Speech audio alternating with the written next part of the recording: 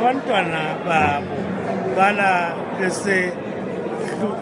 belenhlupho eziphezulu ezenza ukuthi lalamhla bayehluleka ukuthi begcine abanawabo kumbe imuli zalabo bantu abasele bephila.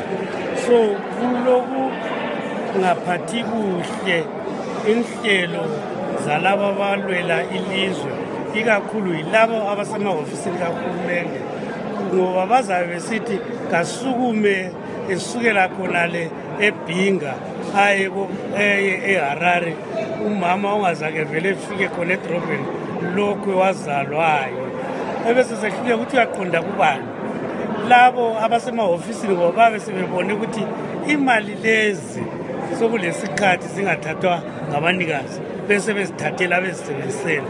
Sithi lobu budlwangudlwanga buphele, ngoba siyabulandelela lo hulumende esilayo khathesi ukuthi into zobusela ungathi kazithandi. Thina njengamazibra khathesi sihlangene la sithatha amanyathelo ukuthi zelezo zinto zilungisiswe, i-welfare yabatwa bethu abethu esisaphilayo lalabo abafayo.